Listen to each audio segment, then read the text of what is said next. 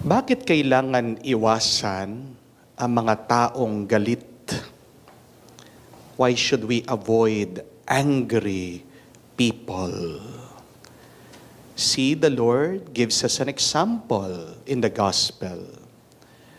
Siya'y nangaral, ayaw daw yung kanyang sinabi. People were filled with fury. Ang mga taong ito, kababayan niya, mga taong ito, kamag-anak niya, mga taong ito, kakilala niya.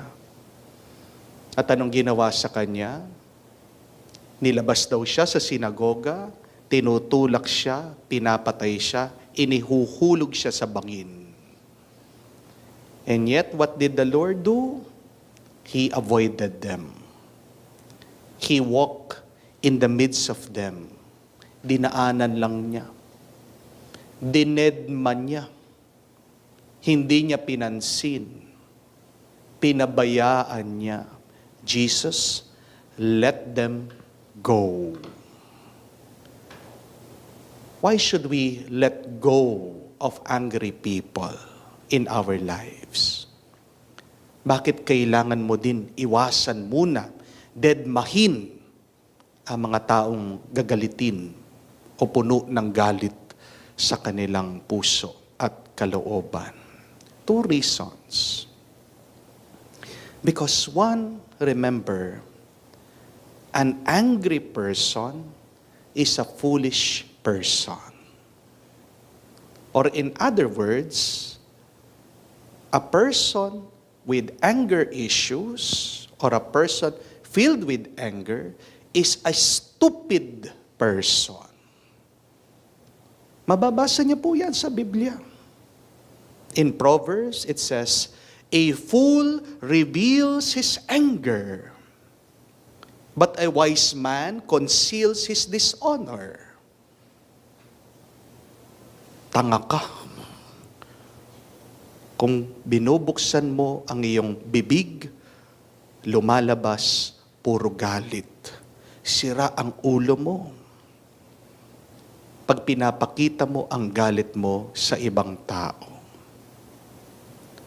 Pero matalino ka, marunong ka, kung kaya mong kontrolin, kaya mong hawakan, kaya mong disiplinahin ang iyong sarili, pag naiinis ka na, pag nagagalit ka na, pag nanggigigil ka na. Choose. Are you a wise person? Or are you a stupid person? Sino ba sa atin dito ang gustong maging tanga? Wala. Sino ba sa atin dito ang gustong tratuhin na sira ang ulo, na hibang? Wala. At sabi pa ng Book of Ecclesiastes, do not be eager in your heart to be angry. For anger resides in the bosom of fools. Nasaan daw ang galit? Sa mga hibang. Sa mga walang tamang pag-iisip. At alam natin yan, sa social media lang nga, pinagtatawanan natin yung mga taong galit na galit. Di po ba? Yung nag-away, yung dalawang mama sa daan. Anong ginawa nila sa kanilang pagtutuos? Nagduraan. Nakakatawa. Di po ba? Wala sa tamang pag-iisip. Pag nagkaroon ng alitan sa gitna ng daan, ayun, lalabas na, nagmumura na, nagwawala na. Pinagtatawanan natin. At ano ang ginagawa ng ano ang nagagawa ng isang taong wala sa tamang pag-iisip? Nakakasakit siya. Di po ba? Kaya nga, pag nagkaroon ng road rage, galit sa daan, dahil gitgitan, hindi pinagbigyan. Nagasgas na yung sasakyan. Sa galit, ayun, inatras, lalo pang binangga. Lalong winasak. yung sasakyan. Because a foolish person does not think straight. Hindi iniisip ng isang taong hibang, sira ang ulo kung ano yung tama at mabuti. Kaya magandang gawin, tularan natin ang Panginoon. May kakilala ka, galit o ugali na, yung araw-araw na lang nagalit, iwas-iwasan mo yan. Baka mahahawa ka sa kanilang pag-iisip. Amen? Kamukha ng paparating na isang kabayo tumatakbo o isang kalabaw. Kahit nasabihin mo, ang cute ng kabayo, ang cute ng kalabaw, paparating. Galit na galit. Naglalaki ang butas ng ilong. Yayakapin mo ba? Hindi. Kasi naiintindihan mo, wala sa tamang pag-iisip. Hayaan mo muna na lumamig. Kung gusto mong kausapin, kung gusto mong magkaayos kayo ulit, kailangan palamigin muna yung galit. Dahil ang galit, apoy. Amen? At pag merong apoy, kahit na may liwanag, masyado kang malapit, siguradong mapapasok ka, siguradong masasaktan ka. Avoid angry people. They are foolish. They are stupid people. Sabi nga, do not argue with stupid people. Amen? Do not be one of them.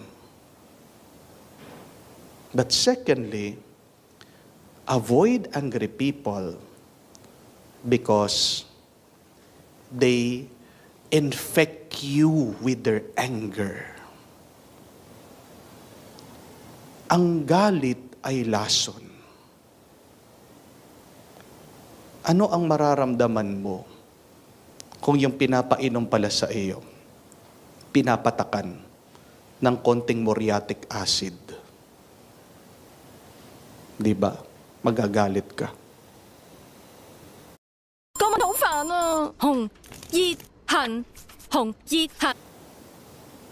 Konting lason lang, ayaw natin. Pero bakit hinahayaan natin na magkaroon ng galit sa atin? Kaya ang Diyos umalis.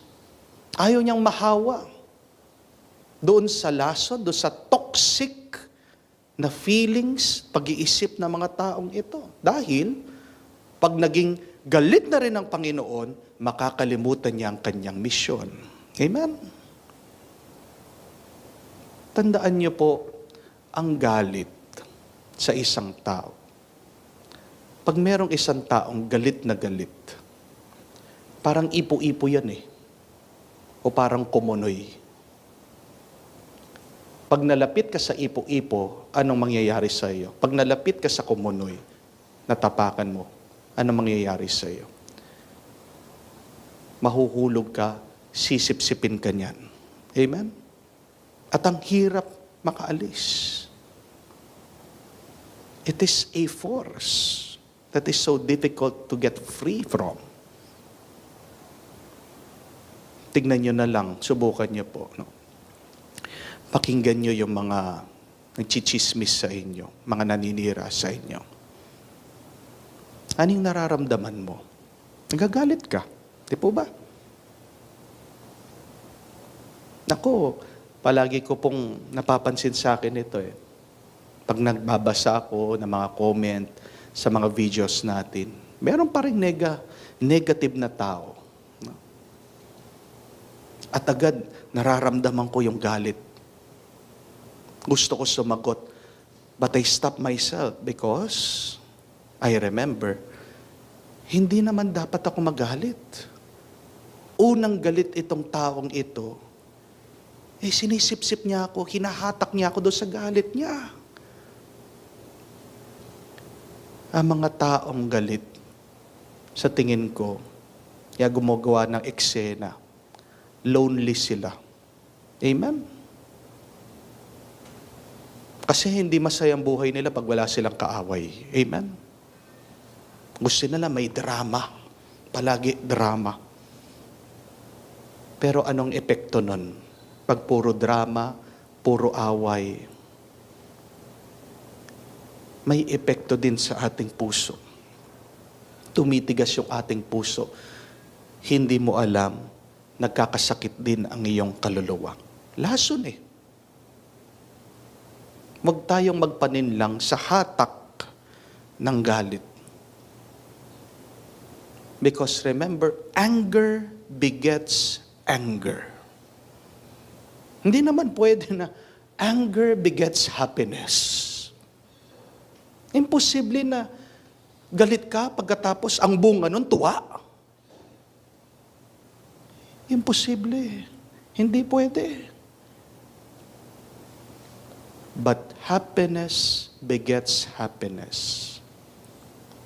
Kung pinipili mong maging masaya, manganganak yan ng mas maraming saya. And remember, happiness is always a choice. How can you be happy?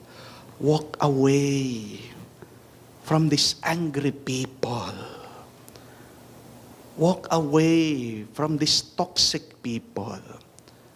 Layuan mo ang mga taong walang tama, hindi tama ang kanilang pag-iisip, ang kanilang pananaw. Masisira ka lang nila, masasaktan ka lang nila, at magiging miserable ka pa. Amen? Hingin po natin ang tulong ng Banal na Espiritu. Pag meron ng taong galit malapit sa ating buhay. Dahil pag nandyan ang Banal na Espiritu, nandyan ang katalinuhan, wisdom, nandyan ang tuwa, joy. Hindi natin kailangan ng galit sa buhay natin. Amen? What do we really need in our life? Only God, only His Spirit. Anger drains your life, but the Spirit of God gives you life. Choose. Do you want to be angry, foolish, stupid? Or do you want to be wise, happy, full of life? It is your life. That I pray that you choose correctly and wisely. Amen.